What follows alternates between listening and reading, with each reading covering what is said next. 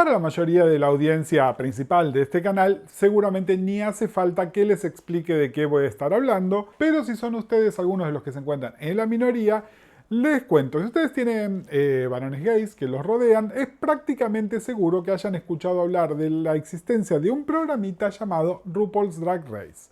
O como le dice la gente joven, más joven que yo, cuando lo ven el día de emisión del programa y apropiándose de los heteronormados códigos, el partido. Hace rato que me vienen pidiendo que hable del tema y como me pasa con varios otros artefactos, se los contaba con los Pet Shop Boys también, a veces lo que no encuentro es el ángulo como para abordarlo. Pero bueno, empecé a escribir el guión de esto el día de cumpleaños de Ru, así que voy a tratar de ver cómo lo hacemos, focalizándome principalmente en tres patas. Voy a estar hablando de RuPaul mismo, voy a estar hablando del programa y voy a estar hablando de los fans. O sí, voy a meterme con los fans.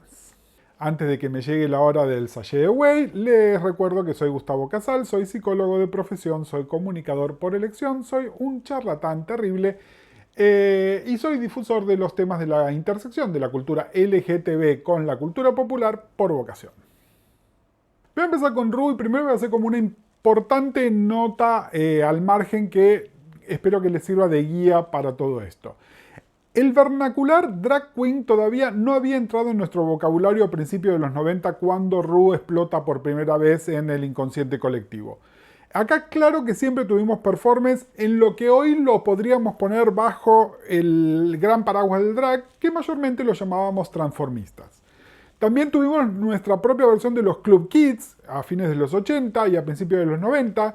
La mayoría de ellos los puedo llamar mis amigos, seguramente están viendo este video y les mando muchos besos llenos de glitter. A lo que voy es que cuando hablo de drag no estoy hablando tanto de eso, sino que estoy hablando del fenómeno norteamericano del drag, tal como se conocía hace unos 30 años. Para empezar con Ru, quiero hablar de Ru conmigo. Les quiero contar que cuando salió Supermodel en el 93 fue una mega explosión. Es decir, RuPaul ya estaba en los márgenes de la cultura popular, pero en esas épocas acá en Latinoamérica todavía no teníamos MTV, lo que nos llegaba era bastante poco y mucho menos una drag queen que cantaba. Pero Supermodel de repente estuvo en todos lados. Además, recuerden la etapa Supermodelo que ya les conté cuando hicimos el video de George Michael, el tema Supermodelos estaba en el Zeitgeist y yo entré como un caballo, es más, hasta me compré Back to My Roots, que es el menos conocido y potencialmente single que le siguió a Supermodel. Los 2 metros de Ru habían llegado para quedarse y además algunos fenómenos adicionales que llegaron un poco después fueron instalando la idea del drag estilo sajón. Principalmente estoy hablando de las películas Priscilla, la reina del desierto y Reyes o Reinas, que acá se conocía como Reyes o Reinas. Cuando digo llegó para quedarse, no se incluyo, ya que además en esas épocas del 1 a 1, RuPaul vino, se presentó en Búnker, estuvo hasta en el living de Susana, que curiosamente Susana, por tener una especie de comprensión Miami de la realidad, estaba mucho más familiarizada con el concepto de drag que con lo incómoda que se la vio después con alguna de las personas trans, efectivamente, que se sentaron en sus sillones. Supermodel, la canción, además instalaba el mito RuPaul. En la intro, esa intro hablada que tiene, hablaba y la presentaba como un chico, el personaje de la canción es una chica en realidad, de un barrio pobre que es descubierto y logra la fama y la fortuna. La historia de Ru probablemente no es así de lineal, tiene una pata, un desvío importante por la contracultura, ¿sí? En los años 80, antes de la fama, pero es bastante similar, de la pobreza al mega éxito. Ru siguió siendo una presencia en la cultura popular norteamericana por las siguientes 2 décadas, como presentador de radio, como presentador de televisión, esporádicamente sacando discos. Acá no nos llegó mucho, nos llegó Don't Breaking My Heart, el video con Elton John, que acá ya sí teníamos en MTV, se pasaba todo el tiempo, o alguno de sus tantos cameos en las muchas películas que fue participando. Pero digamos que a menos que fueras un fan o un entendido, Ru no vuelve a aparecer en nuestra conciencia colectiva hasta más o menos el 2009 o mucho más específicamente hasta el 2012. Pero un poquito más sobre por qué es esto cuando les hable del programa. Sí, lo que les quería hablar es con qué clase de RuPaul nos encontramos cuando vuelve a entrar en la conciencia popular. Y acá además quiero como bifurcar 2 narrativas y un poco hablar de nuestras propias expectativas. Por un lado, el RuPaul que nos encontramos es un RuPaul moderado, limpio de alcohol y de drogas, que fueron un problema que tuvo durante los 90, con una fuerte impronta New Age, y que pasó de ser algo inofensivo a permear su discurso constantemente, tanto dentro como fuera del personaje de RuPaul. Por otra parte, nos encontramos con un RuPaul que es supuestamente conservador, transfóbico, malo para el medio ambiente y un montón de cosas malas más que le suelen encontrar las generaciones más jóvenes. Y entonces yo les digo, puede ser, es muy probable, ahora nos vamos a meter en ese tema, pero paremos un poco y les pido, como siempre, que pongamos las cosas en contexto. Este no es contexto histórico, así que no salten a agarrar el gato. Como ya se los dije de los Pet Shop Boys, RuPaul es un boomer hecho y derecho. Nació en el año 60, eso significa que hace unos pocos días cumplió 60 años, y es un drag queen gay negro que, contracultural o no, tiene ciertos valores conservadores, por llamarlos de alguna manera. Además, esto se viene como acentuando más desde que es un exitoso empresario y un inversor que compró un montón de tierra. Es cierto, por supuesto, que es parte de dos minorías altamente golpeadas, porque es un varón gay negro, y viene de una tercera minoría, que es la pobreza. Y sobre todo, en las dos donde sigue siendo un representante visible, varón gay y negro, es también un activista. Es más, su sola presencia y su presentación es una forma de activismo gay y afrodescendiente. Y muy especialmente de la intersección entre ambos. Pero sí lo que podemos admitir es que a RuPaul, persona, lo que le está faltando es un poco de lo que aquí llamamos interseccionalidad. Y acá viene también una desambiguación que probablemente la tendría que haber hecho en un videito de Goosplaining, pero aprovecho y lo hago ahora. Ru es un performer drag, una drag queen. No es una travesti, no es una persona trans. Es un varón cis que ejerce una forma de arte que consiste en presentar una versión exagerada de los atributos de género de otras personas, en su caso en particular de las mujeres. ¿Por qué les digo esto? Porque como tal, RuPaul tiene concepciones de la teoría queer y de género que son propias de un varón cis gay de 60 años. ¿Debería expandir sus horizontes? Probablemente. ¿Nos debe algo como para que se lo exijamos? Por supuesto que no. La concepción de drag de RuPaul es la concepción de drag del programa RuPaul's Drag Race. Es un varón cis gay presentándose como una mujer, preferentemente una mujer cis heteronormada. ¿La definición de drag ampliada es mucho más que eso? Por supuesto que sí, pero no es la del programa ni es la de esta persona. Y de hecho, tampoco esto es estático. Se evalúa la transfobia de RuPaul a partir de una muy desafortunada declaración que hizo allá por el 2014, donde decía que si invitaban a una concursante trans al programa, de alguna manera iba a tener ventajas como un deportista que tomaba anabólicos, si estuviese hormonada o intervenida quirúrgicamente, lo que implicaría además que ninguno de los concursantes, conductores o jueces estuviesen hormonados o intervenidos quirúrgicamente. ¿Fue una declaración de mierda? Por supuesto, indiscutible. ¿Hace que RuPaul sea una persona activamente transfóbica? En mi opinión, no.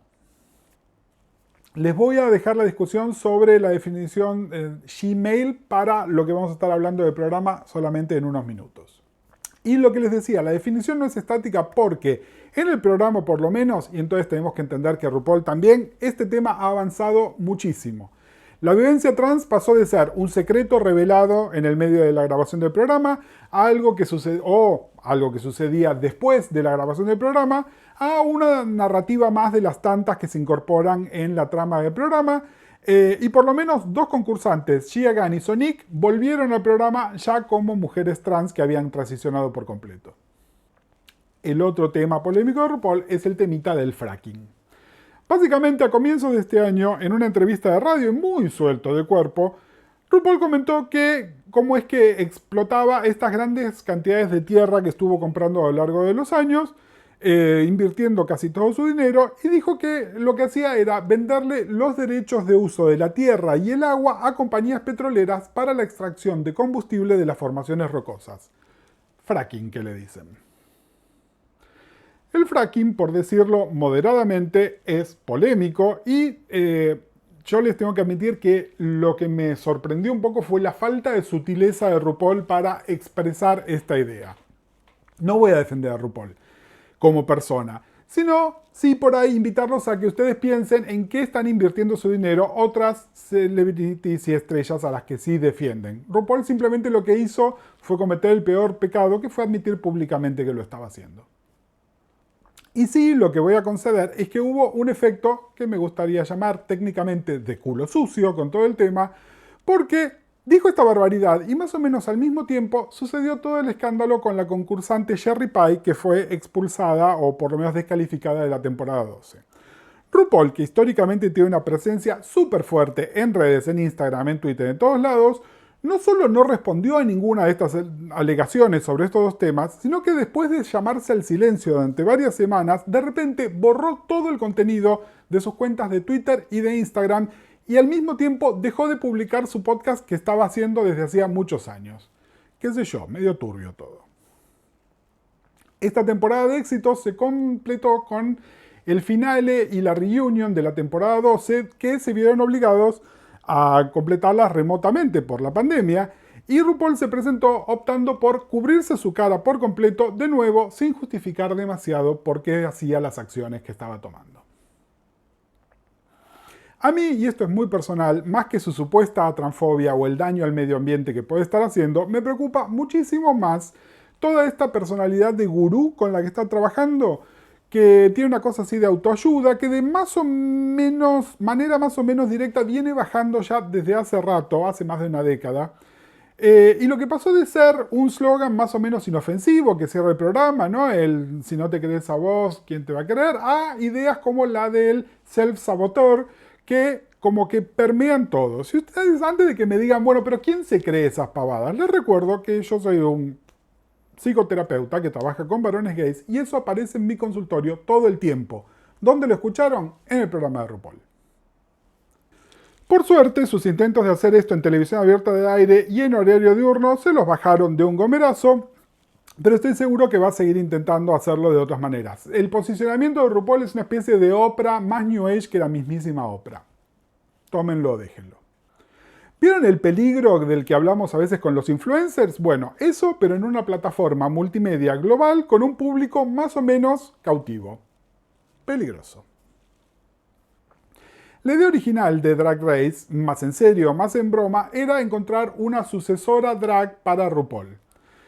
Hoy tenemos por lo menos, gracias al programa, unas 20 potenciales sucesoras, de todas las edades, de todas las razas, de todos los géneros, algunas discutiblemente haciendo mejor RuPaul que RuPaul mismo. ¿Necesitamos en serio más RuPaul? Bueno, les voy a llevar la conversación a RuPaul Drag Race para que hablemos un poco de ese tema. Todos hicimos el chiste alguna vez. Drag Race se mira como Star Wars. 4, 5, 6, luego 1, 2 y 3. Por supuesto, esto en épocas más sencillas, donde no existían las películas de Disney Wars, ni cosas tales como la temporada 10 de Drag Race. Pero el concepto sigue vigente y tal vez tengamos que pensar que algunas cosas más alrededor del fenómeno Drag Race las podemos pensar en paralelo con Star Wars. Drag Race empezó con 2 mangos y un sueño. Era un programa conducido por la discutiblemente drag queen más famosa del mundo, pero que estaba en decadencia. Era una cadena de cable de alcance muy limitado, que era Logo, que es una compañía del grupo Viacom, que tenía esta señal dedicada al público LGTB, que nunca fue más que un producto de nicho. El nivel de barato de esta primera temporada es tal que durante bastante tiempo y bajo la excusa de que no estaba disponible en HD, se la ocultó o se la trató de ocultar como si nunca hubiese sucedido. Ya temprano en esa primera temporada hubo alguien a quien le robaron una corona y el criterio de preselección de las concursantes y el panel de evaluación, digamos que hoy no te pasaría un test de nada. De hecho, tendrían que pasar un par de temporadas para que no ser lo suficientemente femenina fuera un criterio que alcanzara para que te descarten del programa. Para la temporada 2 las cosas ya se parecían un poquito más al programa actual, aunque seguían priorizando la belleza por sobre otras características y esto redundó en uno de los sale mal históricos más grandes del programa. La temporada 3 es la primera donde el formato ya está establecido y donde cosas tales como el regreso de Shangela demuestran cómo el instinto de RuPaul para reconocer una estrella, aun cuando no rinda en el sentido clásico del programa, marca el camino a seguir. La crítica principal a estas primeras 3 temporadas, aparte de algunas de las cosas que ya les mencioné, es que en general varias de las concursantes, tales como Raven y Raya, eran en realidad amigas y parte del entorno de RuPaul, cosa que siguen siéndolo hasta el día de hoy. Es decir, de transparencia, cero. La temporada 4 es donde las cosas se ponen interesantes y en gran parte tiene que ver con quiénes concursaron y cómo RuPaul encaminó la conversación, más que con el programa cambiando en sí. El Star Power de Chad Michaels y la actriz, la villanía de telenovela de Fifi O'Hara y sobre todo la poco tradicional presentación de Sharon Needles, que fue la ganadora de la temporada, marcaron el modelo de lo que hoy consideramos una buena temporada de RuPaul's Drag Race. Sharon, junto a Jinx y sobre todo junto a Bianca, que son las ganadoras de las temporadas 5 y 6 respectivamente, también mostraron que el programa podía premiar algo muy diferente de simplemente quién era la más linda. Este es el momento en el cual además el programa se transforma en appointment television para los varones gays de todo el mundo y comenzó a tener una influencia muy grande sobre el mundo del drag, no solo norteamericano, sino globalmente. Es en este momento que el drag pasó a ser como una especie de carrera armamentista nuclear por lograr la ganadora más perfecta según los criterios de selección del programa. Esto tiene detractores muy vocales, incluyendo a la compañera de aventuras ochenteras de RuPaul y matriarca drag, Lady Bunny. La temporada 9 trajo 2 hitos, uno formal cuando Viacom se dio cuenta de que el logo le quedaba muy chico al programa y que la audiencia largamente excedía los límites de la comunidad LGTB, a la cual originalmente se suponía que estaba dedicada, y pasó el programa a VH1, aumentando exponencialmente la audiencia, que ya venía además creciendo a fuerza de Netflix y otros productos subsidiarios al programa que se podían ver en YouTube. El otro fue uno de los mejores casts de todas las temporadas y algunas de las frases y memes más duraderos del programa, más esa vuelta de tuerca que le arrebató la corona a una potencial favorita en tiempo real cuando cayeron unos pétalos de una peluca. Este maravilloso momento tuvo, como tantas otras cosas que salen del programa, efectos positivos de muy largo alcance y más grandes que lo que uno se podía imaginar. ¿Qué niñe que vea ese momento y lo que significó además para la carrera de Sasha no se imagina que todas las puertas están abiertas delante suyo para lograr y alcanzar básicamente lo que quiera? También tuvo efectos terroríficamente negativos, como lo que fue después el final de la temporada 10 y todos sus reveals sacados del culo, interpretados por gente que claramente no entendió por qué ese reveal, el de Sasha en la temporada 9, tenía sentido en ese momento, con esa canción y ese intérprete haciendo exactamente lo que hizo en ese momento. Como les decía, Drag Race es una extensión de RuPaul como persona y por lo tanto la mayoría de las críticas que se le hacen al programa son muy parecidas, aunque el programa, a diferencia de RuPaul, por lo menos públicamente, tiende a corregirlas, aunque esto no siempre es un resultado positivo. Básicamente, se acusa, igual que a RuPaul, a Drag Race de transfóbico, aparte por los motivos que ya les mencioné, por utilizar la expresión she-male, tanto en la presentación de los challenges cada semana, como en un mini challenge específico en la temporada 6, que fue el que generó los reclamos de la comunidad de personas trans, y entonces se procedió a dignificar Drag Race borrando el she-male de todas las futuras ediciones del programa y retroactivamente borrándolo en las versiones que se encuentran disponibles en streaming de las temporadas anteriores. Y aquí es donde la masificación del fenómeno Drag Race se vuelve problemática. Como se insiste todo el tiempo desde adentro del programa, el drag es subversivo solamente por existir. Es un desafío a las normas del heteropatriarcado generado desde una de las minorías más victimizadas por ese mismo heteropatriarcado. Si Gmail es insultante en boca de un paqui o como una categoría en un sitio de contenido para adultos, en este caso no es más que una apropiación que viene a representar la incorrección propia de esta forma de arte, de la misma manera que la denominación fishy para una drag queen que es muy femenina. Fishy, por si no lo saben, es una referencia al supuesto olor que solo una verdadera mujer tendría, por lo cual es sinónimo de pasar por mujer. En uno de los podcasts de RuPaul donde entrevista a los invitados que están en el panel de jueces fue la comediante Rachel Bloom la que declaró lo incómoda que la ponía esa definición, por lo que implica sobre la feminidad y ese supuesto olor. Y de todas las personas del mundo, la que salió a apoyarla fue Michelle Visage, que dijo que a ella también le molesta, pero que asumió que es una de esas cosas donde se tiene que encoger de hombros. Pero fíjense en el programa cuánto menos se utiliza fishy como adjetivo y especialmente como halago en el momento en el cual están haciendo las devoluciones al final del programa. El borrado de Gmail y de fishy en vistas de la corrección política, de la misma manera que cierto drag de molde, digamos, que es lo que hace falta para llegar bien lejos en el programa, son muestras de una versión más lavada de este fenómeno que el que tenía en su era de oro. Es mucho más exitosa, es menos dolorosa seguramente, pero perdió algo de su filo original.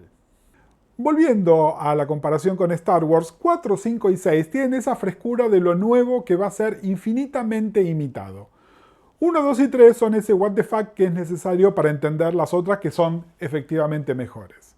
Todo lo que vino después es un destilado de laboratorio de la magia de 4, 5 y 6, pero que no podemos evitar sentirlo como un reciclado. Por supuesto, de vez en cuando llega una temporada 9. Una Rogue One, pónganle. Y el otro programa de Drag Race, Star Wars Edition, es la sobreabundancia de material. Todos festejamos inicialmente el Untucked. Todos encontramos rápidamente la gracia en cada temporada de All Stars. Pero claramente no necesitamos especiales de Navidad, ediciones Celebrities, Drag You y la nueva pata internacional. Al momento de esta grabación existen Drag Races en Tailandia, Inglaterra, Canadá, Holanda y acaban de anunciar España. Hagamos de cuenta que no sabemos de la existencia de la versión chilena. Tailandia se autojustifica por no ser más que tangencialmente parte de la franquicia. Es un producto local con reglas locales para el público local que tiene potencialmente atractivo para el resto del mundo, llamemos Occidente. La versión inglesa es la versión norteamericana con otro acento. En la medida que abrace un poco el estilo de drag local de Inglaterra, en lugar de buscar una reproducción del norteamericano, puede llegar a andar. Por supuesto, la versión inglesa lo que tiene es a RuPaul y a Michelle Visage, por lo que se siente un poco más como una extensión natural de la versión norteamericana del programa, pero es en las otras versiones donde vemos cuál es el aporte real que hace RuPaul al programa, y no es solamente poner su nombre y ofrecer sus ideas. Cuando vemos la pobre tarea que hicieron los anfitriones canadienses, se desnudó lo frágil que es la premisa cuando tratan de hacerla funcionar en piloto automático. Por lo contrario, la presencia de Fred Van Leer como host en Holanda lo transformó en algo así como el anti-Canadá. Pero la pregunta que nos tenemos que hacer es, ¿necesitamos otro año como este de drag en continuado que comenzó con la temporada normal, el Celebrity, el All Stars, la versión Canadá y la holandesa? ¿No se nos rompió algo? ¿Necesitamos la película de Solo, de Mandalorian y las series animadas también? Los que parecen decir que sí a todo esto son los fans y ¡oh, qué tema! Los fans. Otra que los fans de Star Wars. Como les comentaba hace un rato, el público core de Drag Race siempre fue pensado como el de los varones gays, pero pasaron cosas. Pero empiezo con nosotros, horribles, los varones gays. Sobre todo los varones gays norteamericanos. A ver, lo que les voy a decir no es ninguna novedad. El público norteamericano es conservador. Aún el público gay. Aún el público gay de algo tan específico como es RuPaul's Drag Race. Es un público conservador que le gusta la estructura de concurso de belleza, que se premie a lo que es su definición de talento según ciertas ideas meritocráticas, y eso siempre y cuando se premie a los concursantes blancos o por lo menos hegemónicamente bellos. Aquí es donde realmente le tenemos que poner las estrellitas de oro a RuPaul. La primera ganadora tradicionalmente blanca del programa, después de 3 ganadoras no blancas, fue Sharon, que siempre se separó por un gran margen de la estética de vidriera de casa de cosméticos. La siguió Jinx, que también es blanca pero prácticamente punk, y diferenciándose bien claramente en la estructura del programa de las divinas, de las mingers de esa temporada. Y luego ganó Bianca, que era latina y vieja para los estándares del programa. Y después las ganadoras más recientes son Ivy, Shayda, Shay, Black Lives Matter, especialmente en el contexto de este programa. Pero si funciona para el programa, no es así para sus fans, que son los que amenazan de muerte a las concursantes por ganar un lip sync, por ser negras, por ser gordas. Son los que votan a Valentina como Miss Simpatía cuando es cualquier cosa menos simpática. Es un fandom tóxico, como todos los fandoms, como el de Star Wars, ya que estamos en el tema, que cuando se intenta hacer a cualquier cosa que desafíe su supuesto canon, saltan con las armas cargadas a atacarlo y a atacar a las personas que consideran responsables de esto. La otra pata que tengo que mencionar es el público femenino, y este también se las trae. Por supuesto, por un lado están las nenas, para las cuales las drags son algo así como gems y los hologramas, y estas nenas son inimputables. El problema son las grandecitas. La necesidad natural que tenemos de tener espacios seguros nos lleva a veces a invadir los espacios seguros de los demás. Esto lo admití personalmente cuando les hablé de los varones gays llenando los pubs de tortas. ¿Se acuerdan? En el video de Sandra y Celeste. Pero lo que viene pasando históricamente es que las mujeres hartas del acoso de los varones héteros en sus espacios, cuando quieren estar cómodas, se van a los espacios gays. Y no es que quiera defender al gueto, pero de la misma manera en la cual yo no sería bienvenido en un encuentro de mujeres, llene los puntos suspensivos. Pero aquí está el tema. El público que consume todo RuPaul, es decir, el programa, la convención, los libros, el merchandising, la temida autoayuda, son mujeres heterosexuales, blancas mayormente, que acosan a los concursantes, que los objetivizan tal como en su momento lo hicieron con Liberace, con Boy George, con Andy Bell o con Ricky Martin, que se suman a las campañas tóxicas generalmente en defensa de todo lo que consideran beauty queens. Y claro, estamos los fans de acá, que somos los que vemos el partido. Porque finalmente, a modo de reflexión, lo que les digo es no despreciemos lo que Ru nos da, que es una forma de comunidad, un lugar donde nos reunimos alrededor de un objeto en común para disfrutarlo, para compartirlo, para comentarlo y de paso quemarle a la cabeza a todos los que nos queman la cabeza con sus propios consumos, de los cuales nosotros nos quedamos afuera. ¿Ellos se quedan afuera de esto? ¡Qué lástima! ¡Buhu! Este es nuestro consumo. Gracias una vez más por sumarse al canal. Probablemente no lo que esperaban cuando me pidieron que les haga el video de RuPaul, pero que igual lo hayan disfrutado. Sé que me he metido en varios terrenos pantanosos, pero bueno, apiádense de nosotros. Si les gustó, nos mandan unos cafecitos, está el link en la descripción y como siempre, nos estamos viendo. El postcréditos de hoy es medio como un accesorio, pero es para hablar un poco de qué pasó con el mundo drag mediático, ¿no? El drag que se sigue consumiendo en los boliches, que de alguna manera sigue siendo el mismo, sigue siendo mal pago, sigue trabajando de propinas afuera, sigue siendo bastante mal visto en los lugares locales acá en Argentina, salvo que sean las estrellas de Drag Race que vienen y se presentan en un lugar más grande. Tenemos para empezar los carrerones de todas las personas que participaban en Drag Race. Obviamente el fenómeno de Trix y Katia es una influencia enorme en todos los que estamos tratando de hacer YouTube en la disidencia. Tenemos otras propuestas que están tratando de recuperar esa cosa original que se había perdido o que de alguna manera se perdió en Drag Race, y entonces tenemos el fenómeno de Drácula, y lo interesante de esto fue cómo por ser drag, a pesar de que es una cosa disidente, logró para esta temporada de Halloween 2020 una cobertura mediática que de otra manera en ningún otro momento hubiese tenido. Después tenemos las carreras que despegaron. La de Bianca es increíble, es decir, Bianca en este momento se puede presentar en un microestadio de 5.000 personas, solamente Bianca y su micrófono haciendo stand-up. Es un fenómeno que trascendió por completo, y por supuesto tenemos a las que están haciendo como un crossover más mainstream.